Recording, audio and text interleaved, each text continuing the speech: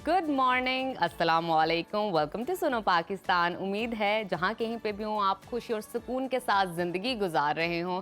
सुनो पाकिस्तान के साथ मैं हूँ नजफ राजा और मेरे साथ मौजूद हैं उज़ैर मलिक। हम ये उम्मीद करते हैं कि तमाम देखने वाले खैरियत से भी होंगे, खुश भी होंगे और अपनी ज़िंदगी को उस तरह से एंजॉय कर रहे होंगे जिस तरह से एंजॉय करने का हक। बिल्कुल। और हम हमेशा की तरह अपने प्रोग्राम में आपको इन्फॉर्मेशन तो देते ही हैं, साथ एंटरटेनमेंट की भी बातें करते हैं। स्टार्ट हमारा होता है वेदर अपडेट से। पॉलिटिकल अपडेट्स हम कभी नहीं भूलते, आपको अपडेट करते रहते हैं मुल्क की सियासत के हवाले से। लेकिन आज स्पेशली हम बात करेंगे इंडोर एक्सरसाइजेस की, कि आप घर बैठे या आपकी इंडोर स्पेस पे आप किस तरह एक्सरसाइजेस और कौन कौन सी कर सकते हैं। और ये वो एक्सरसाइजेज हैं जिनके बारे में आप पहले नहीं जानते। साथ ही हम आपको आज के प्रोग्राम में ये भी बताएंगे कि कनाडा की नई इमिग्रेशन पॉलिसी आखिर है क्या, और इसके अलावा नवंबर का महीना मुख्तलिफ सितारों से ताल्लुक़ रखने वाले अफराद के लिए कैसा रहेगा। और साथ ही एमडी कैट का टेस्ट देने वालों को FIA ने क्यों तलब कर लिया, और ये भी जानेंगे कि आपने प्रोग्राम के आखिर तक हमारे साथ रहना है। ये तो बहुत ज़रूरी बात है और आपने किसी सेगमेंट को मिस नहीं करना, क्योंकि अगर आपने मिस कर दिया फिर आप सोशल मीडिया पर जाकर तलाश करते रहेंगे। वो भी ठीक है, लेकिन उसमें ज़रा आपकी ज़्यादा मेहनत जो है ना वो दरकार होगी। तो बेहतर है आप यहीं पर हमें देखते रहें और हमारे तमाम सेगमेंट्स जो हैं उनसे लुत्फ़अंदोज़। और आपने हमारे सोशल मीडिया अकाउंट्स को फॉलो करना है, सब्सक्राइब करना है, वहाँ पे कमेंट करना है, अपना प्यार देना, हमें बताना है आपको क्या अच्छा लगा और क्या आप मज़ीद देखना चाहते हैं। और अब आगे बढ़ते हैं। प्यार देने के लिए बहुत अच्छे अच्छे इमोजीज हैं वहाँ पर सोशल मीडिया, आप यूज़ कर सकते हैं और अपने एक्सप्रेशंस के थ्रू बता सकते हैं कि ये सेगमेंट आपको तो कैसा मेरा ख्याल लगा। है सबसे पहले मौसम के बारे में ही जानते हैं। तो नजफ फिर बताइए हमें मौसम की क्या सूरत हाल। बिल्कुल, आइए चलते हैं मौसम की सूरत हाल से आपको आगाह करते हैं।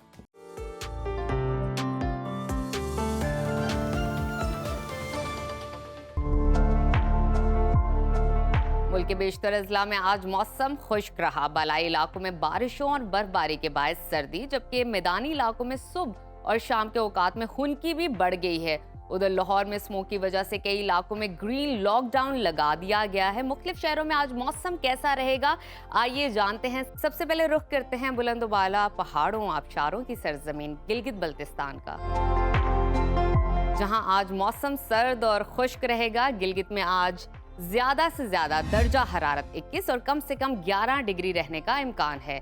और अब बात करते हैं स्कर्दू की, तो स्कर्दू में टेम्परेचर ज्यादा से ज्यादा 13 और कम से कम 4 डिग्री रहने की तवक्को है। महकमा मौसमियात ने आइंदा 24 घंटों के दौरान गिलगित बल्तिस्तान में मौसम खुश्क और सर्द रहने की पेशगोई की है। और अब आज़ाद कश्मीर की तरफ चलते हैं तो आपको बताते हैं यहाँ भी आज मौसम सर्द और खुश्क रहेगा। गुज़िश्ता रोज वादी नीलम में बारिश और बर्फबारी भी हुई। आज़ाद कश्मीर, दारुल हुकूमत मुजफ्फराबाद में आज ज्यादा से ज्यादा दर्जा हरारत 29 और कम से कम 14 डिग्री रहने का इम्कान है। महकमा मौसमियात के मुताबिक आइंदा 24 घंटों के दौरान वादी भर में मौसम खुश्क रहेगा। और अब आपको लिए चलते हैं खैबर पख्तूनख्वा की तरफ, जहां ज्यादातर अजला में आज मौसम खुश्क रहेगा। फूलों के शहर पेशावर का जिक्र कर लेते हैं। वहां पर जो एयर क्वालिटी इंडेक्स है वो 300 क्रॉस कर गया है और टेम्परेचर जो है ज्यादा से ज्यादा 31 और कम से कम 15 डिग्री रहने का इम्कान है। और अब बात करते हैं सवात की, जिसको पाकिस्तान का स्विट्जरलैंड भी कहा जाता है। वहां पर ज्यादा से ज्यादा टेम्परेचर 28 और कम से कम 13 डिग्री रहने की तवक्को है। महकमा मौसमियात ने आइंदा 24 घंटों के दौरान खैबर पख्तूनख्वा के ज्यादातर इलाकों में मौसम खुश्क, जबकि पहाड़ी इलाकों में मौसम सर्द रहने का इम्कान जाहिर किया है।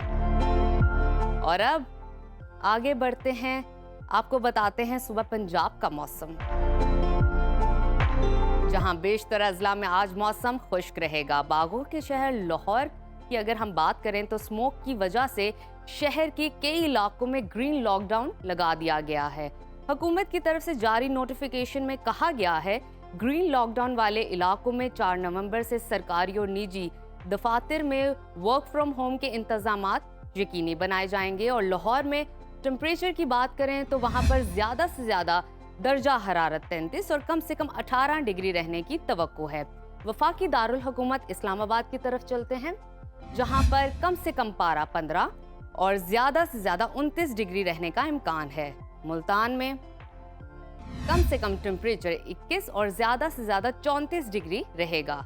महकमा मौसमियात के मुताबिक आइंदा 24 घंटों के दौरान पंजाब के अक्सर इलाकों में बारिश का कोई इम्कान नहीं। और अब आगे बढ़ते हैं, बात करते हैं सुबह बलूचिस्तान की, जहां ज्यादातर अजला में आज मतला साफ रहेगा। खुश जायका फलों के शहर कोयटा का जिक्र करते हैं, वहां पर ज्यादा से ज्यादा दर्जा हरारत 24 और कम से कम 11 डिग्री रहने की तवक्को है। महकमा मौसमियात ने आइंदा 24 घंटों के दौरान बलूचिस्तान के बेशतर इलाकों में मौसम खुश्क रहने की पेशगोई की है। और अब आपके साथ शेयर करते हैं सुबह सिंध का मौसम, जहां आज दिन भर मतला साफ रहेगा और कराची में आज मतला जुज़वी अबर आलूद रहेगा। अगर टेम्परेचर की बात करें तो वहां पर कम से कम दर्जा हरारत 22 और ज्यादा से ज्यादा 35 डिग्री रहने का इम्कान है। हैदराबाद की तरफ चलते हैं, जहां आज बादल बरस सकते हैं और कम से कम दर्जा हरारत 22 और ज्यादा से ज्यादा 29 डिग्री रहने की तवक्को है। महकमा मौसमियात के मुताबिक आइंदा 24 घंटों के दौरान सिंध के बेशतर अजला में मौसम गर्म और खुश्क रहेगा।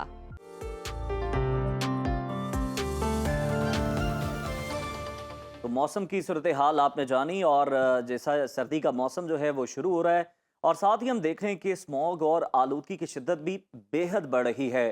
इन हालात में आउटडोर वर्जिश करना मुश्किल नहीं, बल्कि बाज़ औक़ात सेहत के लिए माहिरीन बताते हैं कि बहुत ज़्यादा नुकसानदेह हो सकता है। यही वजह कि आज हम बात करने जा रहे हैं कि इंडोर वर्जिश की अफादियत क्या है, और ये आपको मौसमी असरात से महफूज तो रखती है और सेहतमंद और फिट रहने का बेहतरीन जरिया भी बन सकती है। अब कुछ रिसर्च के हवाले से भी आपको बता देते हैं। रिसर्च में ये सामने आया है कि इंडोर एक्सरसाइजेज ना सिर्फ जिस्मानी बल्कि जहनी सेहत के लिए बेहद मुफीद है। मगरबी ममालिक में इंडोर जिम जो हैं और होम फिटनेस सेंटर से भरपूर लोग फ़ायदा उठाते हैं, और एक रीसेंट रिसर्च के मुताबिक बरतानिया और अमेरिका में इंडोर एक्सरसाइजेज तकरीबन 60% तक डेली रूटीन का हिस्सा है लोगों की। तो आज हमारे साथ स्टूडियो में मौजूद हैं फिटनेस एक्सपर्ट रहमान अब्बास। उनसे बात करते हैं। Welcome to Suno Pakistan Rahman ji. Thank you so much for this invitation. और बहुत अच्छी बात है कि हमारे जो ना मेजोरिटी जो लोग हैं वो भागती है कि बस वर्कआउट ना करना पड़े। हम बस जी अच्छा जिम जाना है, 5 मिनट की आसान से तरीके बता दें हमें को, 5-10 मिनट वाले। हाँ ऐसा है, बहुत कुछ है। आप इमेजिन करें कि बहुत से लोग ऐसे हैं कि जो फॉलो कर रहे हैं, और रियलिटी ये है कि आप राइट पैटर्न आप उसको फॉलो करो, विद इन 1 वीक आपको चेंज नजर आना शुरू हो जाए। लेकिन लेकिन लेकिन लेकिन एक शर्त है उसमें। वो क्या? वो ये है कि आपने बल्कि रहमान ये कहा जाता है कि 30% आपकी एक्सरसाइज है, 70% आपकी डाइट है। आप एक्सरसाइज कर रहे हो लेकिन आप डाइट का ख्याल नहीं कर रहे तो फिर कोई फायदा एग्जांपल मैं नहीं। देता हूँ आपको। गाड़ी में पेट्रोल गलत चला जाए, कहीं उसमें ज़र्रात आ जाए तो बम बम बम करना शुरू होता है। आप इमेजिन करें हमारे अंदर फ्यूल अगर गलत चला जाएगा तो उसके साइड इफेक्ट क्या होगा? सबसे जो बड़ा साइड होगा, हम जल्दी बूढ़े होना शुरू हो जाएंगे, हमारी स्किन और रिंकल्स वगैरह आने शुरू। अगर आपने जवान रहना, फिट रहना तो वर्कआउट जरूर लाजमी करना आपने। बिल्कुल। अच्छा, कितने मिनट्स का वर्कआउट होना चाहिए? देखिए स्टार्ट में 15 मिनट्स आप दें। 15 मिनट्स लग जाते हैं जिसमें आपकी स्ट्रेचिंग होती है। उसके बाद अगर आप 3 एक्सरसाइजेस करते हो तो उसके 3 सेट्स हैं तो 50 मिनट्स इनफ है। फुल बॉडी वर्कआउट हो जाए ताकि सारे पार्ट्स आपके एक्टिवेट हो जाए, और 4 डेज मस्ट आप। अच्छा, लोग जो है ना वो बातें करते हैं वो एक्सरसाइजेस की जो रिजल्ट ओरिएंटेड होते हैं। लोग कहते हैं कि यार कितनी देर में नतीजे आने शुरू हो जाएंगे, हमें कितनी देर में हमें पता चलेगा ले जी हम पे कोई असर हुआ है एक्सरसाइज करने का। जिम में एंटर होने के बाद अगर फॉर एग्जांपल क्लाइंट या मुझे कोई इंफॉर्मेशन के लिए पूछता है, अच्छा रहमान भाई सब कुछ होगी बात, अच्छा कितनी देर में हो जाएगा? अच्छा इसीलिए ये भी पूछते हैं जिम में ना, सवाल पूछे यार आप कितनी देर से कर रहे हैं? ये बड़ा कॉमन सवाल है। मैं ना जज कर रहे होते हैं, कैलकुलेशन कर रहे होते हैं, अगर इन्हें इतना टाइम लगे तो मुझे कितना लगेगा? कितने मंथ्स में रिजल्ट? अच्छा, अगर कोई मुझसे इस तरह का सवाल करे ना तो मैं कहता हूँ अच्छा आप इस तरह करो, क्योंकि आप जज नहीं कर पाते। आप मेरे साथ ना एक दिन वर्कआउट कर लो तो आप मुझे बोल, वो बेचारा शुरू के 10 मिनट में ढेर हो गया। और हमारा बेसिकली ये सेगमेंट का पर्पस ये है, स्मोक बहुत ज्यादा लोग बाहर नहीं जा रहे और जाना भी नहीं चाहिए इन हालात में। तो इंडोर आप अपनी स्पेस में रहते हुए किन एक्सरसाइजेस को आप करके पतले रह सकते हैं? मेरा ख्याल है करके ही दिखा दिया जाए लोगों को।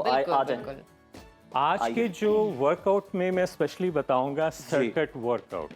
अच्छा, सर्किट वर्कआउट आपका फुल बॉडी वर्कआउट है। इसमें आपका कोर स्ट्रेंथनिंग में आना चाहिए, आपके लोअर बॉडी सबसे जो बिगेस्ट मसल है, सबसे बड़ा मसल है। यस बैक, और बॉडी बिल्डिंग में भी इसके नंबर सबसे ज्यादा है मेरा ख्याल है। Exactly, how you know? Something about it. Exactly, देखिए हमारी बॉडी बिल्डिंग है, हमारी बॉडी है तो इस पे है। बिल्कुल तो ये अगर वीक है तो फाउंडेशन ही जब कमजोर है तो इमारत क्या खड़ी होगी। एग्जैक्टली ऐसा ही है। तो आज की ट्रेनिंग में मैं आपको बताऊंगा सर्किट वर्कआउट। सर्किट वर्कआउट ये होता है कि one training, switch other training, okay, then third training without break. जब आपके वन ट्रेनिंग इसमें हो जाएगा तो आपने उसमें फिर एक सेट के बाद आपने ब्रेक लेनी है। ये इफेक्टिव, अच्छा। लिख लें, इफेक्टिव सर्किट है। इसको आपने 4 टाइम करना है वीक में। इसमें सबसे पहले मैं आपको ये रेमान सिमिलर सुपर सेट्स की तरह तो नहीं है कि आप... नो सुपर सेट बेसिकली होता है आपने वेट के साथ प्ले करना है। ओके, इसमें आपने एग्जैक्टली आपने बॉडी वेट के साथ आपने प्ले करना है। मेरे पास कोई सामान नहीं है, मैंने घर में वर्क, दफ्तर में है या आप घर में है, हाँ, ये इमेजिन कर रहे हैं। इतनी जगह चाहिए। और वेट मैटर नहीं करता, बस एक के बाद दूसरी एक्सरसाइज आपने करनी है एक लूप के अंदर। यस एग्जैक्टली, एक सर्कल है, उस सर्कल को आपने पूरा करना है। मेरा ख्याल है करके समझते हैं इसको। Yes exactly. अच्छा, इसमें सबसे पहले आपने करना है, कोई भी ट्रेनिंग है आपने स्ट्रेचिंग कर लेनी, बेसिक 2-3 एक्सरसाइजेज जिसमें आपने right and left, up and down, leg stretching, basic सबको पता है। आप इमेजिन जो जिम भी नहीं ना जाता उसको भी पता है। 5 मिनट आपने स्ट्रेचिंग कर ली। अब आते हैं सर्किट की तरफ। सर्किट में फर्स्ट ट्रेनिंग मैं पुशअप्स लगाऊंगा, लेकिन ये पुशअप इनिशियल स्टेज है बिगनर्स के लिए। अगर स्टैंडर्ड लगाना है वो आपको पता है, जो प्रो है उनके लिए तो फिर कोई और यस है एग्जैक्टली। उसमें उसकी तरफ आप ना भी जाएं तो अच्छा, ये भी रहमान बताने की बड़ी जरूरत है कि स्टेप बाय स्टेप करें। वो देखते हैं कि जनाब एक बड़ा अच्छा फिट सा बंदा लगा रहा है, वो उसी की तरह लगाने की कोशिश एग्जैक्टली ऐसे कि जैसे आप बड़े अच्छे नजर आ रहे हैं, अच्छा मैं आपको देख रहा हूँ आप क्या लगा रहे हैं, तो मैं सोचूंगा अच्छा नेक्स्ट डे आप मुझे लगाते देखोगे। हाँ जी, ऐसा होता है। तो चलें शुरू करते हैं। हाथ शोल्डर लेवल पे रखने हैं आपने, ताकि शोल्डर और आपके चेस्ट लेवल पे प्रेशर है ऑन नीज। और आपने ये इजी है आपकी बिगनर स्टेज के लिए। 10 रैप्स आपने लगाने हैं, 1 2, आपका फोकस रहे, कंसंट्रेशन रहे और मसल स्क्वीज रहे। 3, 10 रैप्स, 4 5 6 7 8 9 10। और मेरा ख्याल है ये लगाते हुए आपको अपने आप को रिलैक्स नहीं छोड़ना चाहिए। यस, स्टिफनेस, मसल पे कंसंट्रेशन आपकी रहेगी। आप ये ना हो कि राइट एंड लेफ्ट देख रहे हो, अच्छा जर्क दे रहे हो, झटके दे रहे हो, ये ऐसा नहीं करना। आप इसको टाइम वेस्टेज है। तो रहमान प्रेशर कहाँ पे जाएगा, कोर पे जाएगा या बैक आपके पे प्राइमरी मसल इसमें आपका चेस्ट होगा, सेकेंडरी आपका शोल्डर होगा और थर्ड मसल आपका बाइसेप होगा। ठीक है, मींस के थर्ड 3 मसल्स एक्टिवेट होंगे आपके। आप विदाउट ब्रेक, अभी तो हम बातें कर रहे हैं, आपने बातें नहीं करनी। ये बड़ी आप रेमान कर रहे हैं, मैं आपको बता दूं ये बड़ी इफेक्टिव जो है ना, ये ना कि वो जी 3 मसल जो हैं उनको हिट कर रही है ये एक्सरसाइज। हम शो पे देख रहे थे, अच्छा रेमान भाई बातें कर रहे तो हम भी करते हैं, बातें कर लेते हैं थोड़ी सी। Next training mountain climbing. इसमें आपका फर्स्ट मसल आपके लेग है, सेकेंडली आपका कोर है। कोर स्ट्रांग होना बहुत जरूरी है अगर आपने फिट रहना। ओके, मूव करते हैं। मैं स्लो रेंज में लगाऊंगा, इसकी रिदम आहिस्ता आहिस्ता बनेगी। अपर बॉडी स्टिफ, देन नी को आपने टच फ्लोर पे नहीं करना। जैसे आप रनिंग मूव में आते हो, 1 2 3 4 5, कोर आपने स्टिफ रखना है, बिल्कुल ठीक लूज नहीं करना कि इस तरह मूवमेंट हो। 5 6 7 8 9 10। ये 10 के हिसाब से 5 ईच बनते हैं, आपने 10 ईच करने हैं। बिल्कुल ठीक, बिल्कुल, दैट मींस 20 करें। Yes, exactly. क्योंकि हमारे पास तो वक्त कम है ना, इसलिए हम आपको सिर्फ थोड़ा थोड़ा जो है उस पे करके दिखा रहे हैं कि ये आप ट्रेनिंग कर सकते हैं विदाउट ब्रेक। सेकंड ट्रेनिंग, इसके 3 सेट्स करने। अब थर्ड ट्रेनिंग, देन ये एक सेट बनेगा। नेक्स्ट हमने करना है plank. Plank overall body balancing के लिए, स्टेबिलिटी के लिए है। जब तक ये नहीं है हमें लगता है कि इजी एक्सरसाइज है। इसमें इसकी डिफरेंट फॉर्म्स हैं। हम करेंगे elbows bending. Now heart straight, okay, breathe in, face straight, then hold. इसको आप चाहे 20 सेकंड स्टार्ट में ले जाएं, 30 और सेकंड। रहमान इसमें भी जो प्रेशर है कोर पे जा रहा है। यस, और इसमें सांस रोकने की तो जरूरत नहीं है ना, आप ब्रीदिंग जो है जारी रख सकते अच्छा हैं। इसमें ना इसमें शॉर्ट ब्रीदिंग आपने करनी है, लॉन्ग नहीं करना। इसको आपने चेस्ट लेवल से आपने सांस निकालना है, एब्डोमिनल में लेके जाएंगे तो वो रिलैक्स होता जाएगा, फिर उसका कोई फायदा नहीं। जैसे आप रनिंग में करते हैं। रहमान नजफ ने हमारी बात को लगता है बड़ा लाइट लिया। आप बताएं ब्रीदिंग का एक्सरसाइज में जरा समझाएं, कितना अमल दखल है इनहेल एक्सहेल करना आप में? 90%। बिल्कुल ठीक कह रहे हैं, लेकिन मुझे इस तरह प्रिसीव हुआ है कि लेनी ही नहीं है, लेने No, की no, जरूरत नहीं, नहीं सांस है तो ना। लेना है। ऐसे breathing। कैसे हो सकता है मैंने ना? फ्लो आप करके तो पानी में थोड़ी एक्सरसाइज कर अंडर वाटर। मैं एक्चुअली फ्लो बिल्कुल करके ठीक। बता रहा हूँ, डेमो दे रहा हूँ कि भाई ऐसे शॉर्ट ये नहीं करना है। अच्छा, मैंने रहमान देखे कुछ लोग ना ब्रीदिंग में ना मुंह बंद रखते एक्सरसाइज कर रहे होते, मतलब सिर्फ नाक से वो तो इनहेल आप तो करें एक और साइड एक्सहेल से प्रेशर करें। दे रहे हो ना। हाँ, ब्रीदिंग सर्कुलेशन क्या है? आप इमेजिन करें कि कोई भी ट्रेनिंग है, ठीक है। चाहे बिगनर है चाहे एडवांस है, ब्रीदिंग सर्कुलेशन इसकी सेंटर की है। Okay okay. मैं अगर कोर के 500 रैप्स लगाता हूँ, अगर मेरी ब्रीदिंग सर्कुलेशन अच्छी नहीं, मींस के टाइम वेस्टेज। और आपने मुंह खुला रखना है, आपने इनहेल Yeah, करना है short नाक breathing, से जैसे आप और running एक्सहेल में करना करते है हैं। मुंह से। एक सर्कुलेशन आपकी बनेगी, सिर्फ आपकी सांस एक रिदम में रहेगी और मसल आपका स्टिफ रहेगा, स्क्वीज रहेगा। बिल्कुल ठीक, बिल्कुल ठीक। ये असरात आएंगे मसल। ये ट्रेनिंग जबरदस्त जबरदस्त। ये ट्रेनिंग आपने करनी, first training, then without break, second मैंने आपको बताया first pushups on knees, then second mountain climbing, third आपका प्लैंक होगा।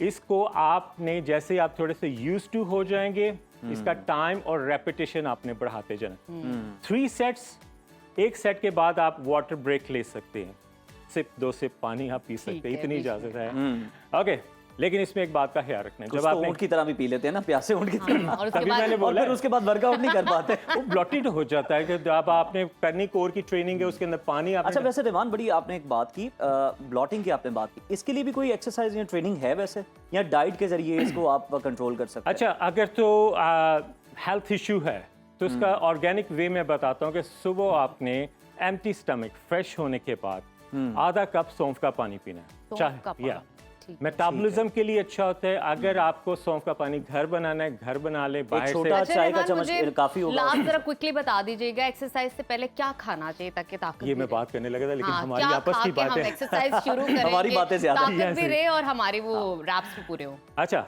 ट्रेनिंग करने से पहले आपने इस बात का ख्याल रखना है कि आपने अगर खाना खाया है तो उसमें 2 आवर्स का 2 घंटे का गैप हो। ये नहीं Minimum. कि यस एग्जैक्टली, समटाइम ऐसा होता है कि ऑफिस से निकले सारा कुछ कर रहे। अगर आपने खाना नहीं खाया तो फिर आपका प्री वर्कआउट फूड हो। प्री वर्कआउट फूड मीन्स के 20 मिनट बिफोर, अभी मौसम चेंज हो रहा है तो आप या तो ग्रीन टी कर ले, अगर आपको वो सूट करती है कॉफी कर ले, वो आपको फाइबर एक बिस्किट कर सकते हैं फाइबर पूरा करने के लिए, 1 एग, लेकिन उसमें योग का आपने इस्तेमाल नहीं करना। आपका प्रोटीन, ये एक बहुत लंबी डिबेट है, लेकिन हम इस पे फिर कभी बात करेंगे। आप प्लीज कंटिन्यू करें। तो ये आपने करना है, इसको फॉलो, क्योंकि ये सारी चीजें हैं। आप इमेजिन करें, आप इसको 4 वीक आपने इसको करना है 1 मंथ का, और ये इफेक्ट इतना है कि आपको लगेगा कि मेरी बॉडी में स्टेमिना, बैलेंस और स्टेबिलिटी बढ़ गई है क्या और मैं बात है, स्ट्रांग होना क्या शुरू हो बात है, गया। बिल्कुल, ये रहमान ने बड़े अच्छे तरीके से आपको समझाया है, बड़ा गाइड किया कि आप कौन सी एक्सरसाइजेज हैं जो कर सकते हैं। पुशअप उन्होंने इतने आसान तरीके से बताए हैं कि आपकी जो नीज हैं वो भी फ्लोर को टच कर रही होंगी, और फिर जब आहिस्ता आहिस्ता आप इसमें प्रो हो जाएंगे तो फिर आप उसे अप करके भी। रहमान, आपका बहुत शुक्रिया। वक्त हमारा जो है वो खत्म हो गया इस सेगमेंट का। तो नाज़रीन, nice. हम एक ब्रेक शामिल करते हैं, आप कहीं मत जाइए, देखते रहिए सुनो पाकिस्तान।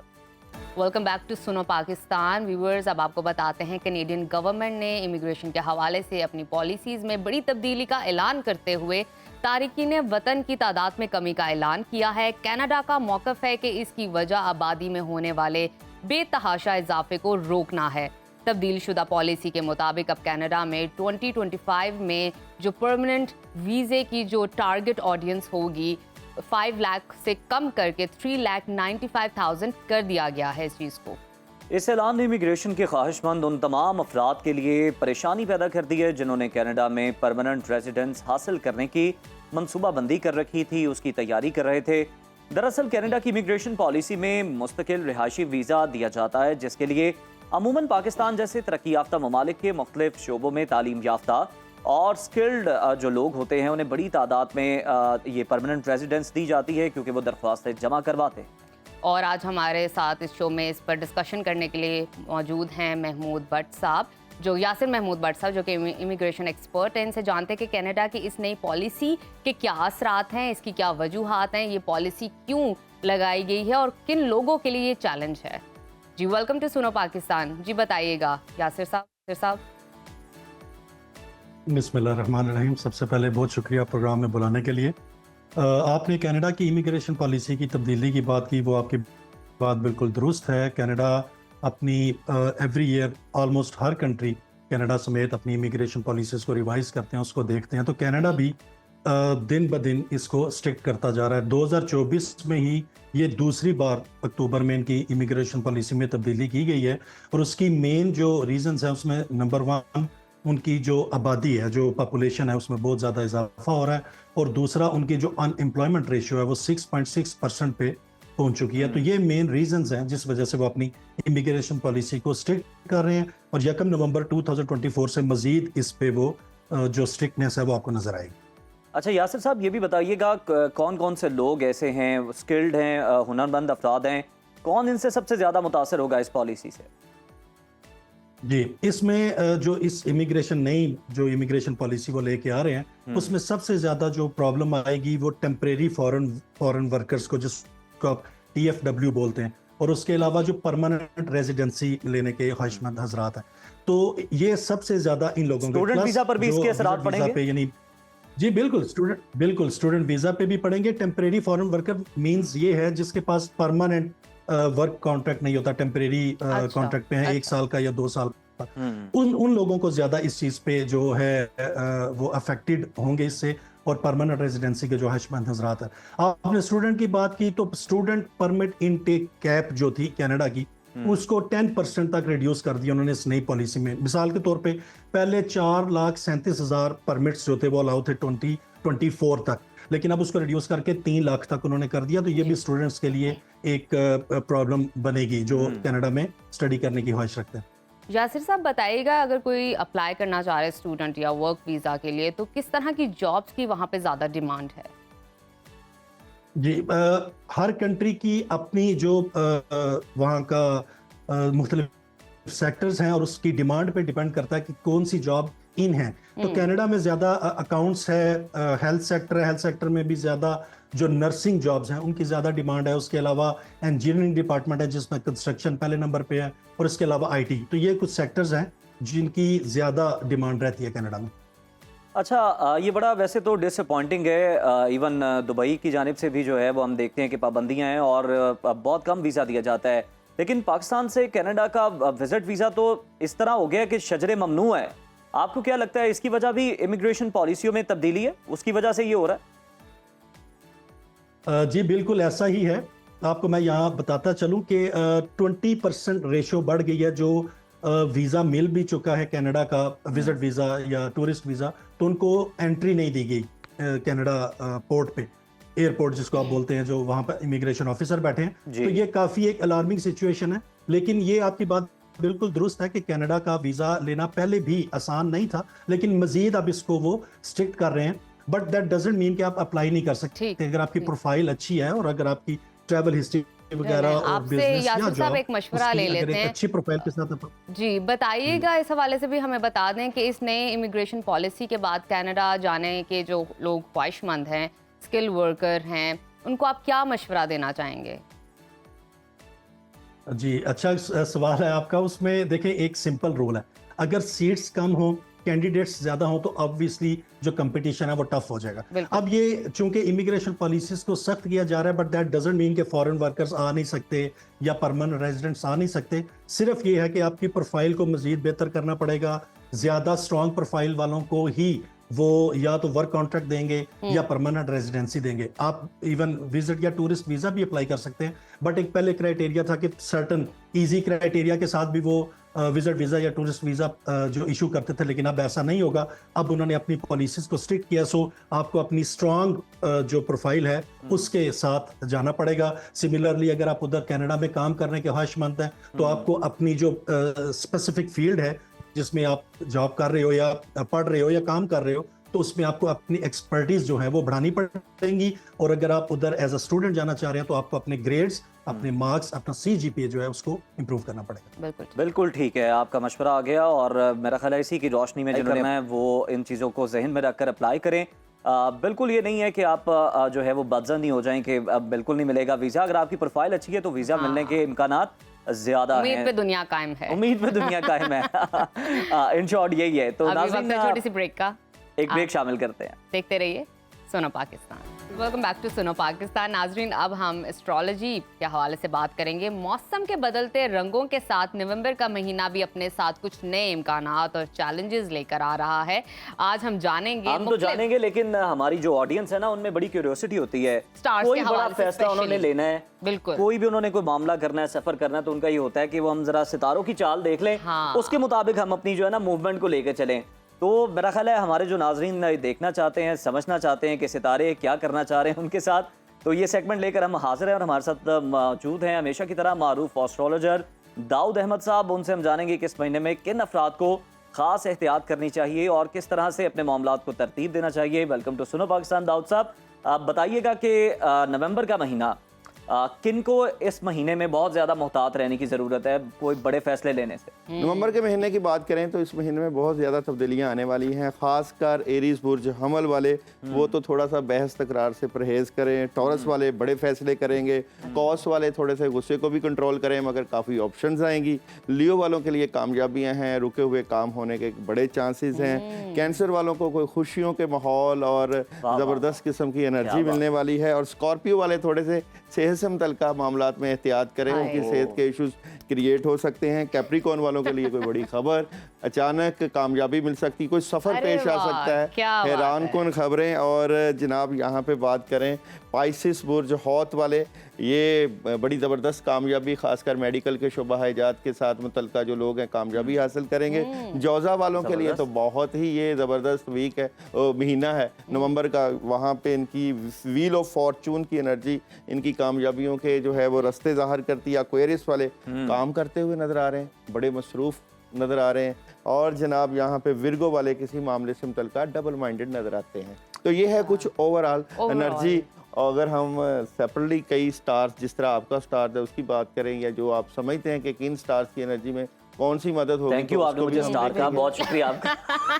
एरिस का हमें बताइएगा। अच्छा, कारोबारी लिहाज से अगर हम बात करें, मामलात में किसके ज्यादा नवंबर बेस्ट रहेगा कि वो डिसीजंस लें? नौकरी पेशा को मत भूलिएगा, उन्होंने कारोबारियों से ज्यादा टैक्स दिया है। बिल्कुल बिल्कुल। टॉरस वाले बहुत ज़बरदस्त एनर्जी के मालिक नजर आते हैं। अगर आपने इमिग्रेशन के लिए अप्लाई करना है, अगर आपने जॉब के लिए फॉरेन जाना है, तो बहुत ज़बरदस्त एनर्जी है। कामयाबियों के जो है वो काफ़ी चांसेस नज़र आते हैं। सॉलिड फैसले, रुकी हुई रकम का आना, तो ये टॉरस वालों के लिए बहुत पॉजिटिव है। लियो वाले जो बड़े अरसे से परेशान थे, उनके पैसों के मामलात बड़े ज़बरदस्त हो जाएंगे। थर्ड पार्टी सिचुएशन, यानी जिसको दिए हुए हैं उससे वापस मिल जाएंगे। ये मुश्किल तरीन मरहला तय होगा। अगर तो ये पाकिस्तान में बात हो रही है तो फिर मुश्किल।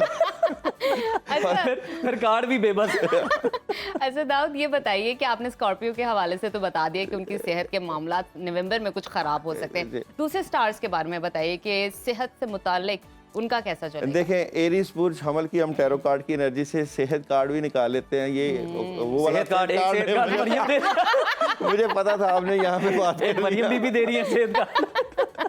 तो एरीज बुर्ज हमल वालों का जो है सेहत कार्ड, एक ही कार्ड देखते हैं जनाब नवंबर में कैसा रहेगा।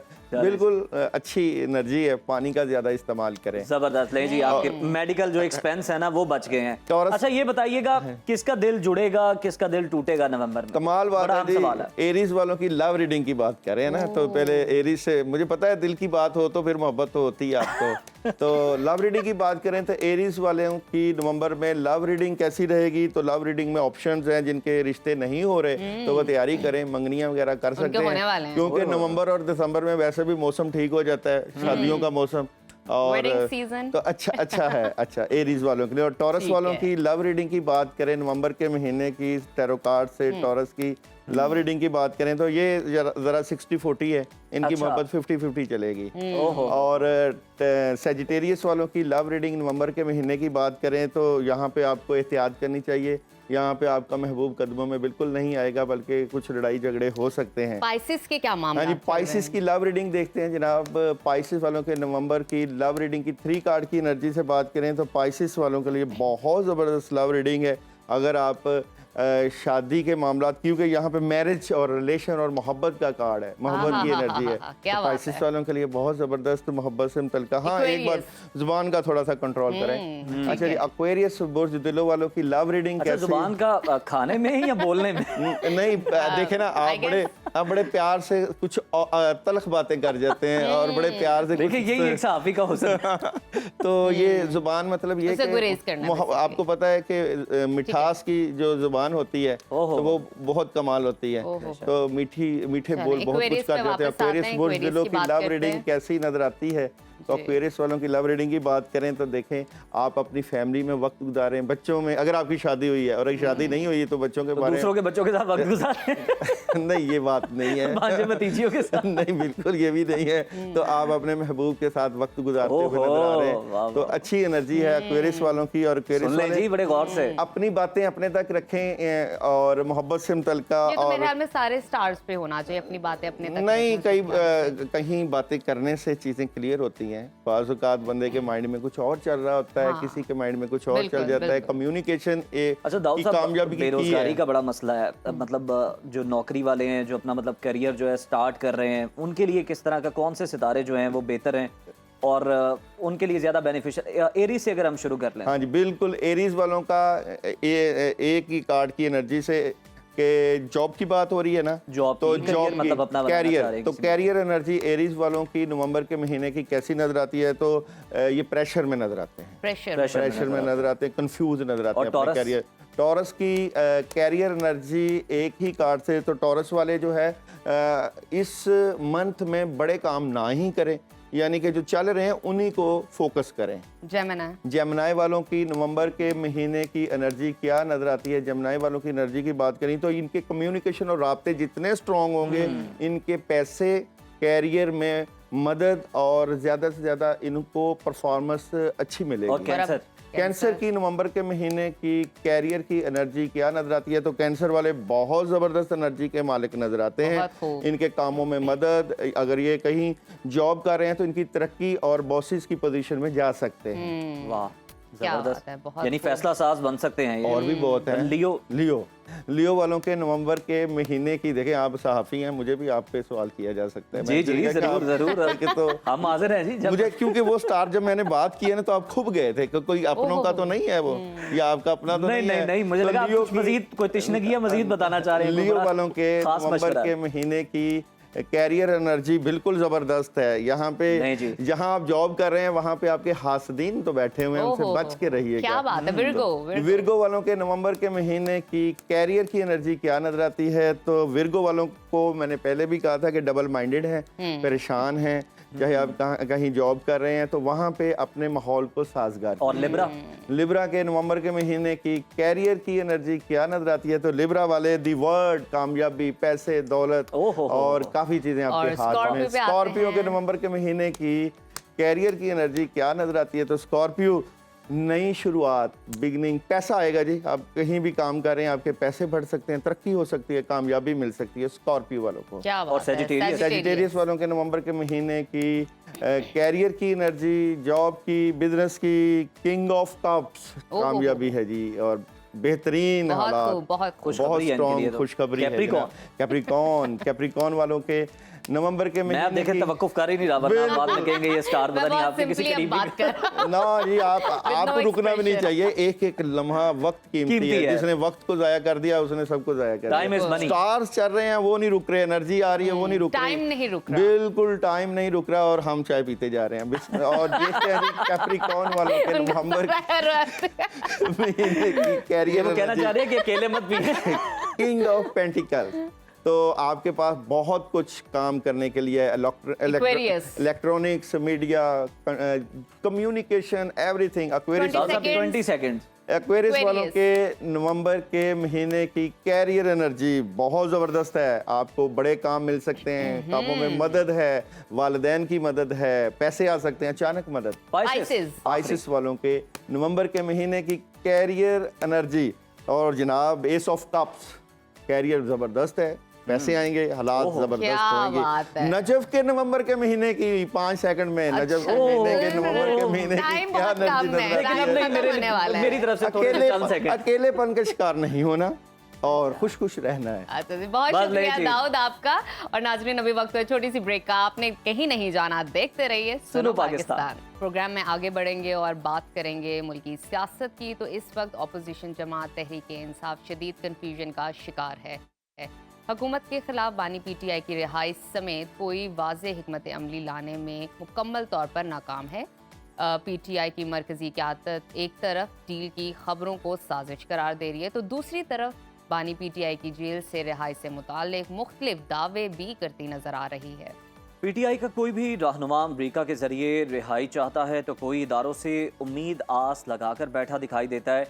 सीनियर रहनुमा लतीफ़ खोसा ऐसे में ये कहते हैं कि बानी PTI की रिहाई में अदालती, सियासी और बैरूनी ये तीनों अवामिल शामिल होंगे और कोई बात नहीं है कि डोनाल्ड ट्रंप की जीत के बाद सूरत हाल बदल जाए, जिस पर हम देखते हैं कि हुकूमती शख्सियात की जानिब से एक तो तनकीद भी की जा रही है और साथ ही साथ तशवीश का इजहार भी किया जा रहा है इन बयानात पर। गवर्नर खैबर पख्तूनख्वा कहते हैं कि बुशरा बीबी से लगता है कि दिल में कुछ काला है, उनकी रिहाई से लगता है कि दाल में कुछ काला है, मगर शेर अफजल मरवत कहते हैं कि बानी PTI तमाम मुकदमात से बरी हो चुके हैं। जब तक नवाज शरीफ नहीं चाहेंगे तो बानी चेयरमैन की रिहाई मुमकिन नहीं होगी। एहतजाज के हवाले से भी PTI में हम देखते हैं कि जो लीडरशिप है उनकी जानिब से मुतज़ाद बयानात सामने आते हैं। सलमान अकरम राजा 3 से 4 लाख लोग सड़कों पर लाने का ऐलान कर रहे हैं, मगर KP के वज़ीर आला इस्लामाबाद पर चढ़ाई और मुल्क को बंद करने की धमकियां दे रहे हैं। इसी तमाम तर सूरत हाल पर बात कर लेते हैं, कन्फ्यूजन दूर करने की कोशिश करते हैं तहरीक सीनियर रहनुमा सेनेटर हुमायूं मोहम्मद साहब से। सेनेटर साहब, बहुत शुक्रिया आपके वक्त का। सर, सबसे पहले तो ये बताइएगा कि GHQ हमला केस में 8 नवंबर को बानी PTI पर फर्द जुर्म लगने जा रही है। संगीन मुकदमात के बावजूद तहरीक इंसाफ क्या समझती है कि बानी PTI की जेल से रिहाई किस तरह से हो सकती है? क्या स्ट्रेटजी है, क्या ऑप्टिक्स हैं, क्या उम्मीदें? बिस्मिल्लाहिर्रहमानिर्रहीम, इय्याका नाबुदु व इय्याका नस्तईन। देखिए, इस तरह है कि अगर हमारे मुल्क में, पाकिस्तान में ना तो इंसाफ है, ना तो यहाँ पे कोई एथिक्स है और ना यहाँ पे मोरालिटी है। आप किसी के ऊपर कोई केस भी लगा दें, कुछ भी कर लें, वो आप लोग कर सकते हैं। क्यों? क्योंकि आप पावर में हैं। लेकिन याद रखें, वो कहा जाता है people are more powerful than the people in power. ये याद रखना, people are more powerful than the people in power. जी। इन लोगों के साथ बहुत बुरा होने वाला है। अब ये जिस चीज से डरे हुए हैं, वो ये डरे हुए हैं, बेसिकली ये कहते हैं कि ट्रंप का वो है। ट्रंप का कुछ नहीं है। जो भी बाइडेन की हुकूमत ने जो इकदाम किए थे, चाहे वो उन्होंने यूक्रेन के हमले की बात की थी, चाहे जो भी कहते हैं, ट्रंप उनको रिवर्स कर रहा है। ट्रंप की पॉलिसी उनके पॉलिसी के रिवर्स है। अब उसमें जो चीज़ें वो कर रहे हैं वो उसको रिवर्स करेगा, ये उसने खुद कहा हुआ है। तो इससे कोई ताल्लुक नहीं है। जिन मुल्कों के साथ उन्होंने नहीं बना के रखी, अगर ट्रंप समझते हैं उन मुल्कों के साथ बना के रखेंगे, वो उसकी अपनी मर्जी है, उसका किसी से कोई ताल्लुक नहीं है। इस मुल्क के ऊपर जिस तरीके से जुल्म ढाया गया है, पाकिस्तान तहरीक इंसाफ ने 2022 में एक पोलियो केस हुआ था, 2021 में एक पोलियो केस हुआ था, आज 37 से 40 के दरमियान में हो चुके हैं। पाकिस्तान तहरीक इंसाफ ने 6.2 GDP लेकर गए थे और 3.5 सालों में 2 दफा 6 को टच कर लिया था। इनके 3 साल कंप्लीट होने वाले हैं, ये अभी तक 2 पर बैठे हुए हैं। इन्होंने तकरीबन 4 GDP का नुकसान पिछले 3 सालों से कर रहे हैं। इससे ज्यादा जुल्म कोई नहीं है। आज पाकिस्तान को कोई PIA जो इन 2 पार्टियों ने मिलकर तबाह किया है, पॉलिटिकल उसकी भर्तियों की वजह से, आज उसको कोई खरीदना नहीं चाह रहा है। और उसके लिए जो बिडिंग आ रही है, वो जो लोग बिड कर रहे हैं उनके ऊपर कितनी FIRs कटी हुई है, ये सारी चीजें सामने आ रही हैं। ये उधर वो करना चाह रहे हैं। इन लोगों ने इस मुल्क को तबाह करके रख दिया है। अब इनको पता है कि ये जो केसेस करने जा रहे हैं उससे इमरान खान बिल्कुल खौफ नहीं है। इमरान खान के दिल में खौफ नहीं है। क्यों? क्योंकि वो सही साइड पे खड़ा हुआ है। वो हिस्ट्री के सही साइड पे खड़ा हुआ है। हिस्ट्री के सही साइड पे जो खड़ा होता है उसके साथ ज्यादती भी होती है, उसके साथ जुल्म भी होता है। लेकिन हिस्ट्री उसको अच्छे नामों से याद करती है। नेल्सन मंडेला के साथ जुल्म हुआ था, कितने साल जुल्म हुआ था, लेकिन वो हिस्ट्री के सही साइड पे खड़ा था।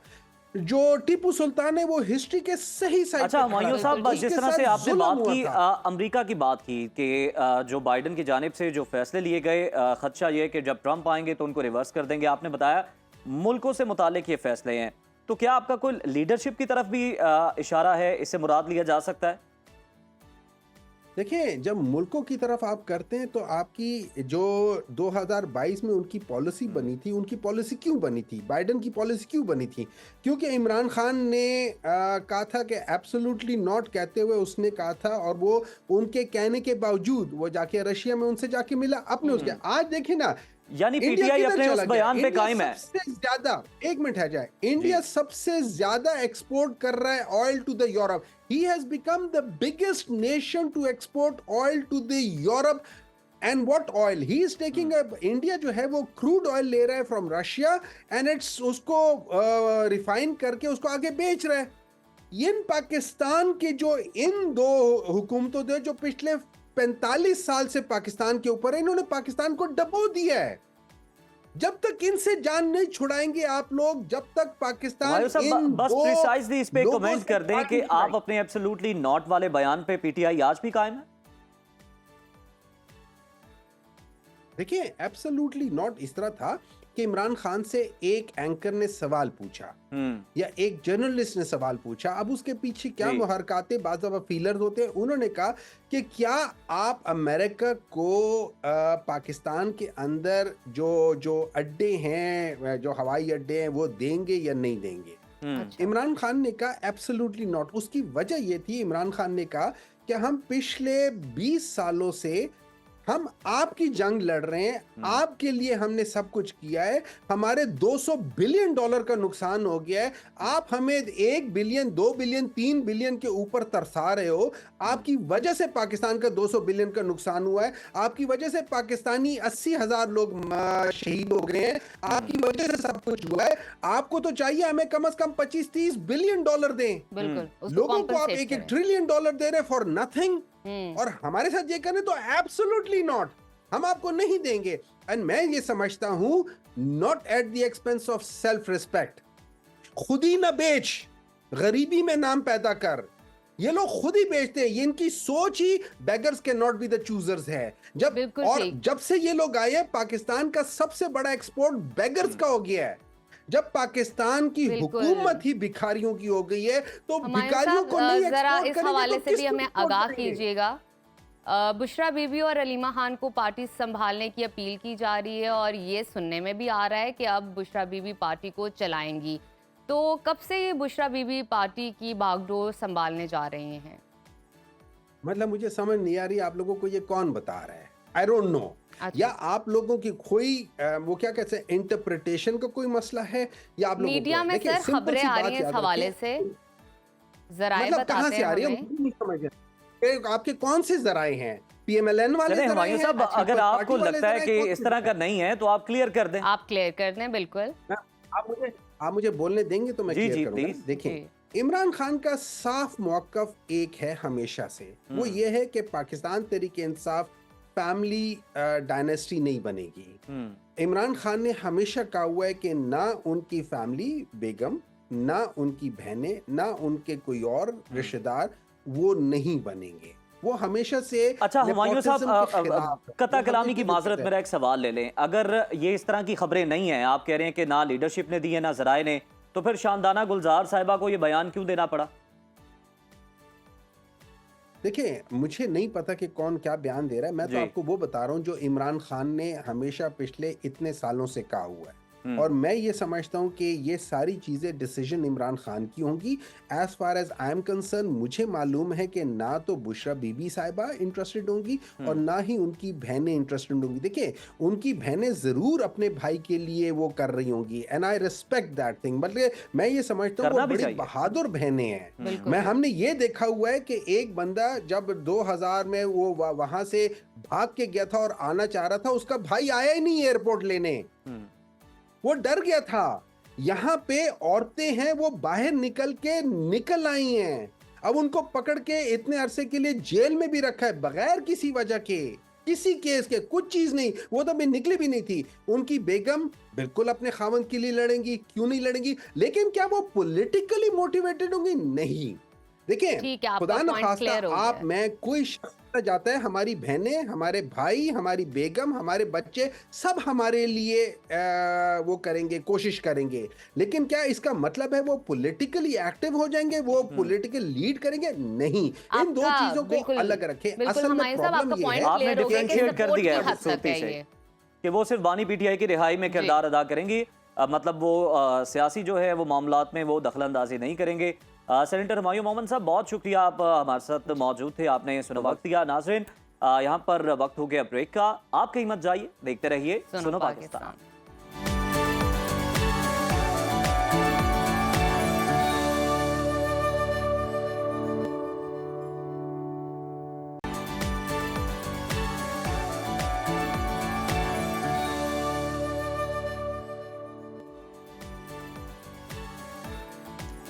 अपने प्रोग्राम में हम आगे बढ़ते हैं और कुछ खबरें अब शामिल कर लेते हैं शोबिस इंडस्ट्री से और जानने की कोशिश करते हैं कि आजकल कौन सा ड्रामा शायकीन की तवज्जो का मरकज़ है, कौन सी ड्रामा जोड़ी हिट जा रही है और कौन सा ओएसटी है जो लोग सबसे ज़्यादा सुन रहे हैं, पसंद कर रहे हैं। और इसके अलावा जानेंगे कि सारा रज़ा खान और आयमा बेग के दरमियान क्या चल रहा है, किस बात पे तकरार चल रही है।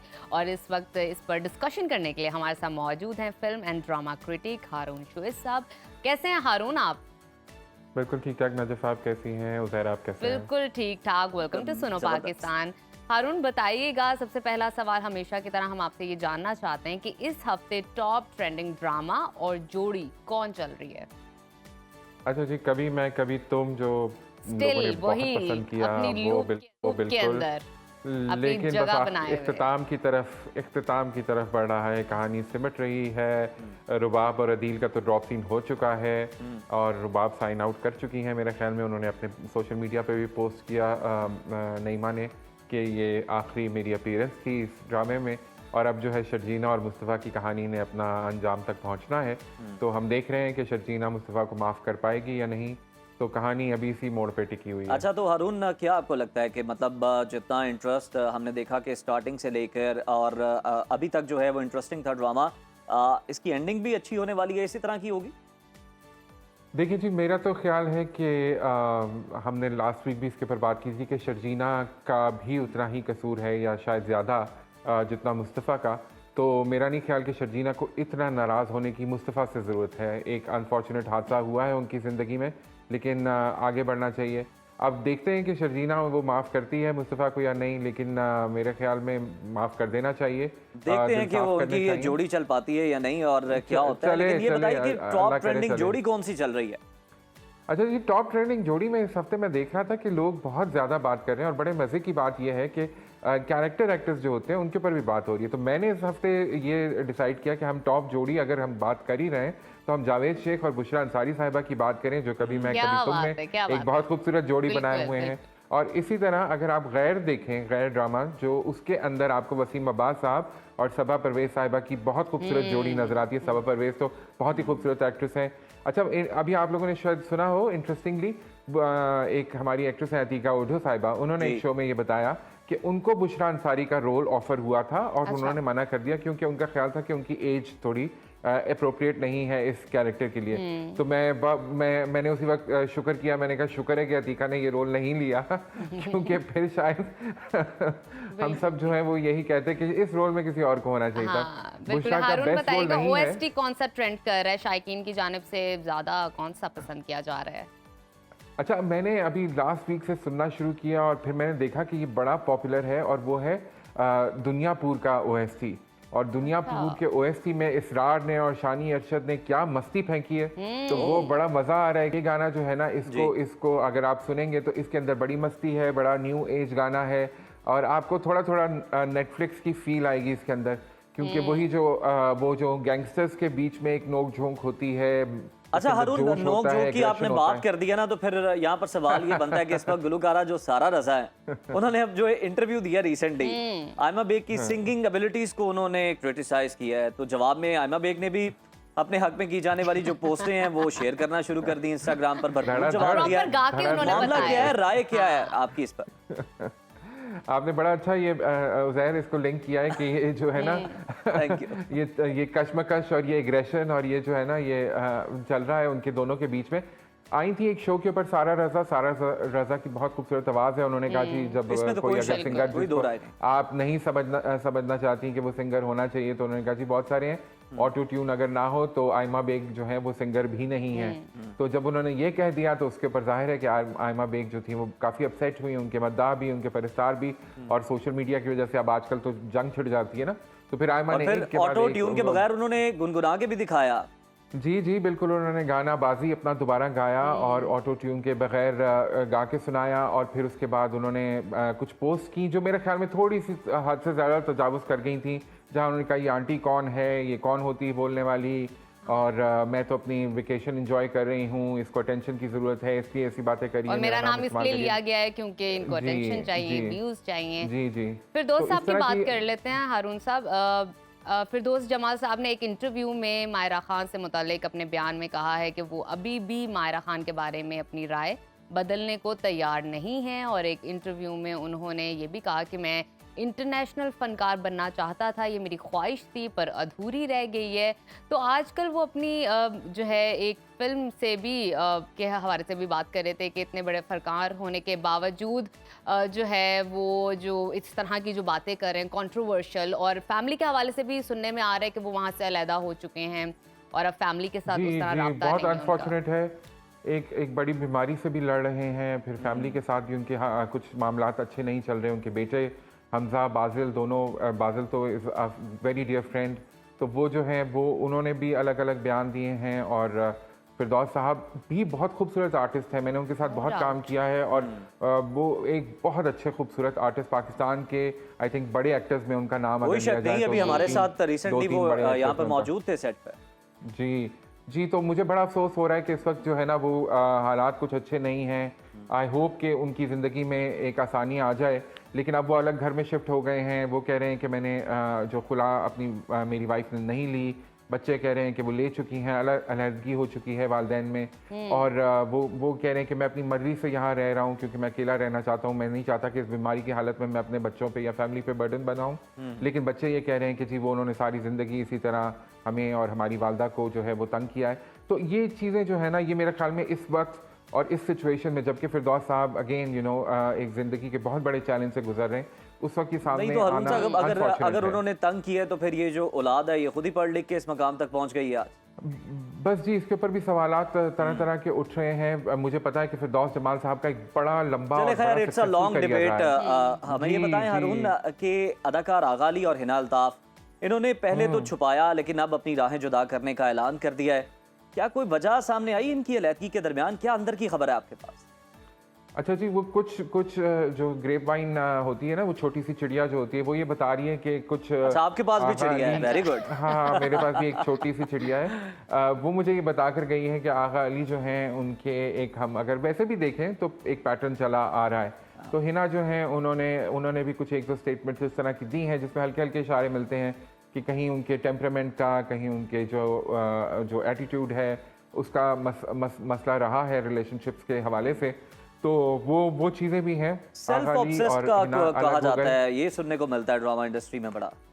जी वो बिल्कुल एंग्री यंग मैन वाला किरदार जो है ना, वो चाहे फिरोज़ हो चाहे आगा अली हो, वो अपने ऊपर कुछ ज़्यादा ही तारीफ कर लेते हैं। आई होप दानिश तैमूर भी इस तरह के रोल बहुत करते हैं, लेकिन आयज़ा और उनकी जोड़ी बहुत अच्छी है, तो वो बिल्कुल इसी तरह चलती रहे।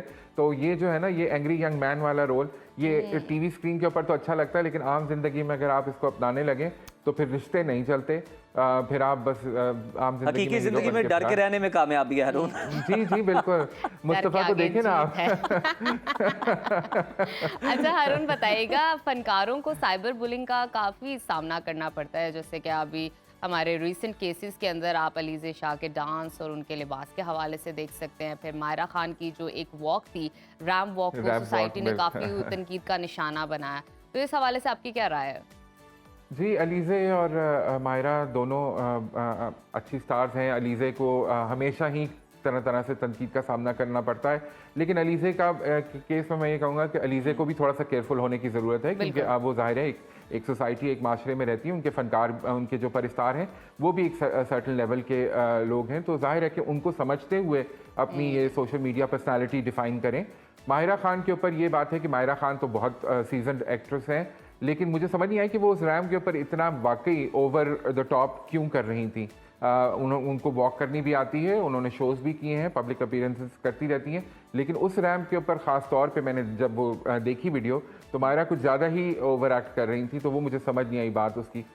लेकिन मैं इन फनकारों से हट के आपको बताऊं, अस्मा अब्बास साहिबा के बेटे की अभी मंगनी हुई या दुआए खैर हुई, तो उसकी तस्वीरें जब उन्होंने डाली तो उसके ऊपर भी बहुत ट्रोलिंग हुई और उनको कहा गया कि उनका बेटा जो है वो इतना काला क्यों है, जबकि वो और जो उनकी बेटी हैं वो दोनों तो बहुत साफ रंगत के हैं, तो बेटा काला है और बेटा चर्सी लग रहा है और बेटा जो है वो बीमार लग रहा है और बेटा जो है वो नशे का आदी लग रहा है। मेरे ख्याल में आम पर्सन को भी, सेलिब्रिटीज को भी, बॉडी शेमिंग जो है ना बड़ी शर्म मेंटली अपसेट नहीं करनी चाहिए, नहीं करनी चाहिए। उसके ऊपर अस्मा ने रिएक्ट भी किया, उन्होंने कहा कि प्लीज आप मेरे बेटे को बख्श दें, वो हमारे बिल्कुल एक माँ का रिएक्ट करना बनता है और हम भी यहाँ पे इस अमल की जो है ना वो हम उसको तनकीद कर रहे हैं और हम कह रहे हैं, गुजारिश कर रहे हैं कि खुदारा इस तरह मत कीजिए, इस तरह ना किसी को इस तरह हर्ट मत किया करें, अपने लफ्जों का सोच समझ के इस्तेमाल कीजिए। बहुत शुक्रिया हारून साहब, बहुत शुक्रिया, हमेशा की तरह बड़ा अच्छा लगा आपसे बात करके। नाजरीन, हमारे प्रोग्राम का सिलसिला यूं ही जारी हो सारी है, लेकिन आपने कहीं नहीं जाना, हमारे साथ ही रहना है। एक ब्रेक शामिल करते हैं। Welcome back to Suno Pakistan. मुल्क में तालीमी निज़ाम का अल्लाह ही हाफिज है। एक मेडिकल की तालीम का शोबा ही कुछ बेहतर था, जहां मेरिट पर तलबा को दाखिला मिलता था, मगर अब इसमें भी कई सवालात उठ गए हैं। ये जो नकल माफिया ना नजफ ये कोशिश कर रहा है कि कोई शोबा बच ना जाए, जो भी बचा हुआ ना उनकी नज़र से उसको भी वो अपनी जद में ले लें, और बड़ा अनफॉर्चुनेट है ये। खैर हुआ ये कि 22 सितंबर को मुल्क भर में मेडिकल कॉलेजेस में दाखिले के लिए MD कैट का टेस्ट हुआ, जो कि एक प्रैक्टिस है। लेकिन हुआ ये कि 1.5 लाख से ज़ायद तलबा व तालिबात ने इसमें शिरकत जब की, तो टेस्ट के दौरान 50 से ज़्यादा तलबा पर नकल करने के इल्ज़ामात पे हमने देखा कि मुकदमात दर्ज किए गए, बड़ा शोर मचा, बड़ा वावेला हुआ और 2 तलबा जो थे उनकी गिरफ्तारी भी अमल में लाई गई। जिसके बाद इंकशाफात ये हुए तहकीकात के बाद कि MD कैट का जो पेपर है ये 10-10 लाख रुपए में फ़रोख्त किया गया। हैरान कुन तौर पर बास ने इस टेस्ट में 97% से ज़्यादा नंबर हासिल किए, और हम ये जो बात करते रहते हैं ना कि इतने नंबर आगे से जाते हैं, वो उसका एक तरीका ये भी है रट्टे के अलावा। तो टेस्ट के मशकूक रिजल्ट और बेज़ाब्तियों पर मुल्क भर में फिर भरपूर एहतजाज हुआ, मामला सड़कों पर आया और फिर अदालतों तक जा पहुंचा सड़कों से। तो सिंध हाई कोर्ट और इस्लामाबाद हाई कोर्ट ने ये टेस्ट बिलाखिर दोबारा लेने का हुक्म दे दिया है और FIA इस ज़मीन में अपनी इन्वेस्टिगेशन जो है वो जारी रखे हुए है। और इस हवाले से मज़ीद तफसीलात जानने के लिए इस वक्त हमारे साथ मौजूद हैं कराची से सुनो न्यूज़ के नुमाइंदे आसिफ अली सैयद। बहुत शुक्रिया आपके वक्त का आसिफ। आसिफ, बताइएगा कि ये MD कैट में जो बेज़ाब्ता इरेगुलरिटीज़ आई हैं से मुतालिक तहकीकात का ये जो मामला है कहाँ तक पहुँचा है, और नकल माफिया की बजाय तलबा को क्यों निशाना बनाया जा रहा है, उनसे क्यों इन्वेस्टिगेशन की जा रही है? जी बिल्कुल, ये MD कैट टेस्ट के हवाले से जो इंक्वायरी है वो कल यानी 1 नवंबर से जो है ये शुरू होगा मामला, जब FIA ने जो स्टूडेंट्स हैं, कोई 150 के करीब स्टूडेंट्स हैं जिनको कॉल अप नोटिस जारी किए हैं अलहदा सबको, और उनको ये कहा गया है कि आप पेश हों FIA के सामने साइबर क्राइम सर्किल में और ये बताएं कि आपने गैर मामूली तौर पर इतने नंबर किस तरह हासिल किए, क्योंकि जो तालिबी माहिरीन है उनका कहना है कि ये आम तौर पर ऐसा मुमकिन नहीं है कि इतने ज़्यादा नंबर कोई तालिब इल्म चाहे वो कितना ही काबिल क्यों ना हो उसमें MD कैट टेस्ट में हासिल कर सके। लेकिन आसिफ, रूट को पकड़ने की ज़रूरत है, जड़ की तरफ जाने की ज़रूरत है कि कहाँ से आ रहा है मसला, ना कि हम तलबा को हिट करें। जी बिल्कुल, FIA हुक्काम का ये कहना है कि कुछ मोबाइल नंबर से कुछ स्टूडेंट्स के जो हैं उनकी फॉरेंसिक की गई थी, तो उसमें उनके पास कुछ इस तरह के शवाहिद आए हैं कि उनका किसी ऐसे मशकूक लोगों से रब्ता था कि जो असल में यहाँ पे मामला है MD कैट पेपर के लीक होने का है, क्योंकि वो पेपर लीक हो गया था और उसमें जब पेपर लीक हुआ तो जाहिर बात है वो सबके पास पहले से मौजूद था, इस वजह से उसमें नकल में भी आसानी हुई।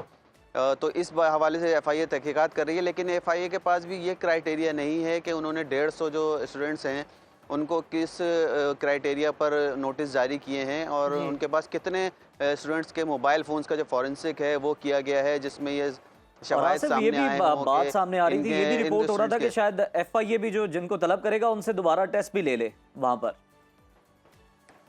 जी हाँ, लेकिन एक ये भी सवाल उठता है ना कि FIA के पास कौन से ऐसे Authority क्या प्रोफेसर्स हैं या लेक्चरर्स हैं जो हाँ। जो अथॉरिटी उनके पास ऐसी क्या है कि वो उनका फ़र्ज़ी इम्तिहान भी लेंगे। उनके पास इस तरह का कोई तजर्बा ही नहीं है, क्योंकि ये तो मेडिकल के टेस्ट होते हैं और इसके लिए तो वहाँ पर उनके पास कोई माहिरीन तालीम भी होने चाहिए FIA के पास। लेकिन FIA क्राइम सर्किल के जो अफसरान हैं, सिर्फ उनका ये कहना है कि वहाँ पे फ़र्ज़ी इम्तिहान भी लिया सकता है। लेकिन हमारे कुछ ज़राए से बात हुई थी, उन्होंने कहा FIA ने भी बहुत जल्दबाजी में ये नोटिफिकेशन जारी किया था। असल में उनको ये वाली शर्त या ये वाली शिक नहीं रखनी चाहिए थी उसमें कि हम आपसे फ़र्ज़ी इम्तिहान भी लेंगे दोबारा, क्योंकि उनके पास कोई माहिरीन तालीम FIA के पास नहीं है। और सुना यही है, इम्कान है कि ये वाला नोटिफिकेशन आज शायद इम्कान है कि वो मनसूख हो जाए और उसके बाद कोई नया नोटिफिकेशन जारी किया जाएगा जिसमें नई हिदायत होंगी तालिब इल्मों को और उनके बयानात कलमबंद किए जाएंगे। क्योंकि अच्छा, ये जो तलबा के बयानात कलमबंद किए जाएंगे, आसिफ बताइएगा इसमें कौन से तलबा हैं जिनको तहकीकात के लिए बुलाया जा रहा है? इनका ताल्लुक सिर्फ सूबा सिंध से है या दूसरे सूबों से भी हैं? नहीं, ये सिर्फ सिंध के स्टूडेंट्स हैं जो पूरे सिंध में जिन्होंने तालिब इल्म में हमको तादाद बताएं। हम आपको 38,041 उम्मीदवार थे जो इस इम्तिहानों में शरीक हुए थे और 22,366 जो हैं वो कामयाब करार पाए थे और इसकी जो शरह बनी थी वो 58.79% थी कामयाबी की शरह। और लेकिन सवाल यहाँ ये पैदा होता है कि हम किसी सूबे को निशाना नहीं बना रहे, किसी के बारे में इस तरह की बात नहीं कर रहे, लेकिन अनफॉर्चुनेटली हम देखते हैं कि सिंध से ज्यादा खबरें आती हैं। हम देखते थे कि मैट्रिक के इम्तिहानात हों, कोई दूसरे इम्तिहानात हों, इंटरमीडिएट के हों, लेकिन अब तो ये एक ही शोबा बचा था मेडिकल का, कह सकते थे उसको भी नकल माफिया जद में ले आया है। तो क्या कर रहे हैं इंतजामिया? वो इंतज़ामिया से वो बातें करती है, दावे करती है। नकल माफिया तो बहुत मजबूत है और हमेशा से ही है मजबूत। यहाँ पर जब भी देखा जाता है नकल माफिया, सवाल यहाँ पे यही उठता है कि नकल माफिया को क्यों नहीं पकड़ा जा रहा है, रूट को क्यों कैच नहीं किया जा रहा, हम ऊपरी सतह पे ही क्यों बहुत से सवालात हैं जो कि जवाब तलब हैं और अब उम्मीद करते हैं कि FIA ने तहकीकात का आगाज़ तो जल्दी किया है, लेकिन जो तहकीकात है वो ज़रा अच्छे तरीके से हों और फिर मुकम्मल जो है ये इस नकल माफिया का कोई बंदोबस्त हो सके। आसिफ, बहुत शुक्रिया आपके वक्त का और हम सब जो हैं वो देखते रहेंगे, करते रहेंगे, इस पर आपसे डिस्कशन भी करते रहेंगे कि आखिर ये मामला कहाँ तक पहुँचा, इन्वेस्टिगेशन में क्या सामने आया और नकल माफिया का जो खात्मा है, जो सद्देबाब है, वो हो सका या नहीं, जो कि लगता मुश्किल है। बिल्कुल नाजरीन, और अब वक्त हुआ ब्रेक का। जब हम ब्रेक से वापस आएंगे तो खेल के मैदान से बात करेंगे। देखते रहिए। तालीम के साथ तो खिलवाड़ हो गया, खेल की बात ब्रेक के बाद करेंगे। देखते रहिए सुनो पाकिस्तान। वेलकम बैक नाजरीन। और अब हम अगर कुछ घूमने फिरने की, सैर व सयाहत की बात करें तो सभी लोग इसके दिलदादा तो होते हैं। नजफ, आपको कितना शौक है सैर व तफरीह का? मुझे घूमने फिरने का बहुत शौक है और मुझे जब एक भी ही जगह पे आपको है, बार बार जाने का शौक है या नई जगह, नए पॉइंट्स जो हैं वो एक्सप्लोर करने का शौक वो है? मूड पे डिपेंड करता है कि अगर आप किसी खूबसूरत जगह पे जाओ और वहाँ पे आपके साथ आपका वक्त बहुत अच्छा गुजरे, आपका मूड बन जाए और अच्छे वाकयात आपके साथ वहाँ पर हो, अच्छा कुछ आप देखो, तो मेरे ख्याल में बार बार नज़ारे हो, अच्छा मौसम हो और कंपनी अच्छी हो तो और क्या चाहिए? बार बार जाने का आपका मन करता है। और इसी हवाले से जब भी हम बात करते हैं घूमने फिरने की तो टॉप पे जो चीज़ आती है ना, विच इज़ कश्मीर, जहाँ पे बुलंदो बाला ऊंचे पहाड़ हैं और कोहसार हैं और आप बिल्कुल जन्नत नज़ीर वादी है। और अब तो देखें ना, बर्फबारी का मौसम भी शुरू होने वाला है, ठंडी हवाएं चल रही हैं और पहाड़ों पर तो जो ऊंची चोटियां उन पर तो इतलात है कि बर्फ गिरना शुरू हो भी चुकी है। और वैसे भी पाकिस्तान हमेशा टूरिज्म को, ट्रैवलिंग को प्रमोट करता है, तो इसी हवाले से कश्मीर पर आपको एक खूबसूरत सी रिपोर्ट, यानी आप समझते हैं कि कश्मीर का हुस्न जो है वो इस रिपोर्ट के अंदर समोने की कोशिश की है, तो वो देखते हैं। आइए देखते हैं।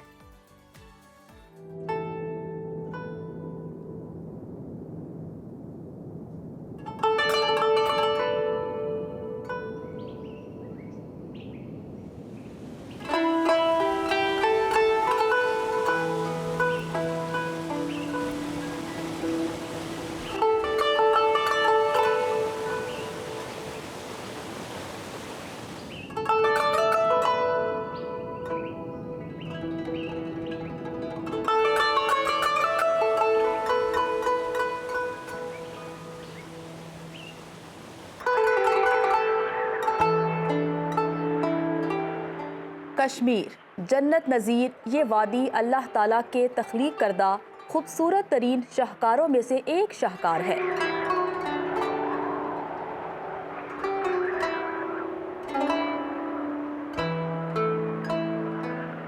सरसब्ज़ो शादाब और फूलों से लहलहाती हसीनो जमील वादियाँ, बुलंदो बाला पहाड़ों की खूबसूरती में लिपटी पुरकशिश झीलें, चश्मे, मौसमों के दिलकश नज़ारे, मेवों और नेमतों की फरावानी कश्मीर को पूरी दुनिया में मुनफरिद मकाम और हैसियत देती है। कश्मीर की बेशबहा खूबसूरती को देखकर ऐसा गुमा होता है जैसे दुनिया में जन्नत का टुकड़ा उतर आया हो।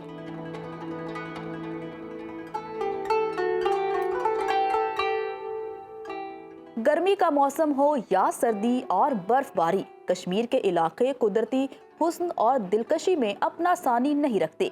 वादिये कश्मीर हर मौसम में मुनफरिद नज़ारा पेश करती है। इन दिलकश नज़ारों से लुत्फ अंदोज होने के लिए दुनिया भर से सयाह यहाँ खींचे चले जाते हैं।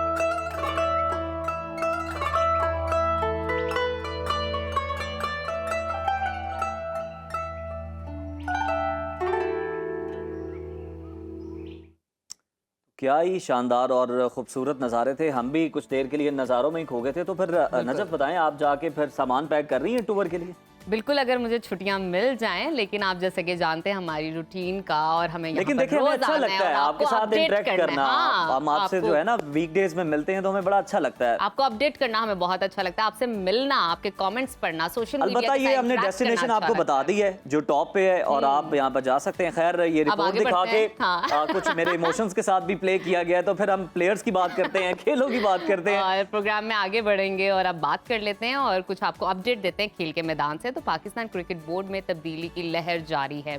मजीद दो इस्तीफे आगे। एशिया कप और वर्ल्ड कप में विमेन टीम की नाकामी पर के सरबराह तानिया मलिक ने ओहदे से इस्तीफा दे दिया है, जबकि पीएसएल के डायरेक्टर शोएब शेख ने भी बोर्ड से राहें जुदा कर ली हैं। दूसरी तरफ हम ये भी देख रहे हैं कि कौमी टीम के दौरे ऑस्ट्रेलिया की तैयारियां जोरों शोर से चल रही हैं। पाकिस्तान और ऑस्ट्रेलिया के दरमियान वनडे सीरीज 4 नवंबर से शुरू होने जा रही है, खेली जाएगी और कौमी टीम का 8 खिलाड़ियों का दूसरा ग्रुप भी अब मेलबर्न चला गया है। कराची से दुबई के रास्ते मेलबर्न जाने वाले प्लेयर्स में कप्तान मोहम्मद रिजवान हैं, उनके अलावा नायब कप्तान सलमान अली आगा, साइम अयूब, कामरान गुलाम, अब्दुल्ला शफीक, आमिर जमाल, हसीबुल्ला और अरफात मिनहाज शामिल हैं।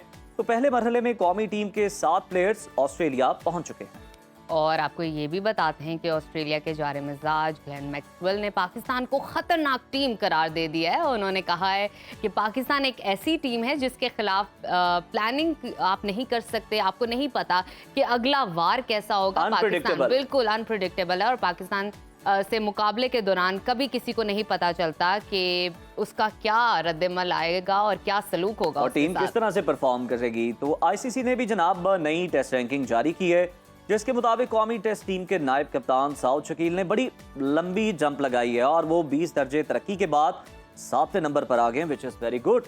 और वो पहली बार टॉप 10 में शामिल हुए हैं, जबकि हम देखते हैं कि साबिक बाबर आजम भी 1 दर्जा तरक्की पाकर 19 में से 18वें नंबर पर आ गए हैं। हालांकि वो इससे ज्यादा डिजर्व करते हैं, तो हम यही उम्मीद भी करेंगे और आने वाले दिनों में देखेंगे भी कि वो बिल्कुल अपनी परफॉर्मेंस बेहतर करके जो है वो फिर से टॉप 10 में शामिल हो जाएंगे। तो नाज़रीन, अभी आपसे जुदाई का वक्त आ गया। ये था आज का हमारा प्रोग्राम। कल तक के लिए उम्मीद आपको पसंद आया होगा। अपने फीडबैक से हमें जरूर आगाह कीजिएगा, क्योंकि आपका फीडबैक हमारे लिए बहुत खास है। हमें मालूम होता है क्या आपको अच्छा लगा और क्या रहनुमाई हमारी जो है ना वो फीडबैक ही करता है। बिल्कुल, हमें पता चल जाता है ना। इतनी वैल्यू है आपके फीडबैक की, तो इसको समझे खुदारा। हमारे नंबर्स, एड्रेस वहाँ पे चल रहे हैं स्क्रीन पे, प्लीज कांटेक्ट कीजिए और अपनी राय दीजिए, कमेंट कीजिए।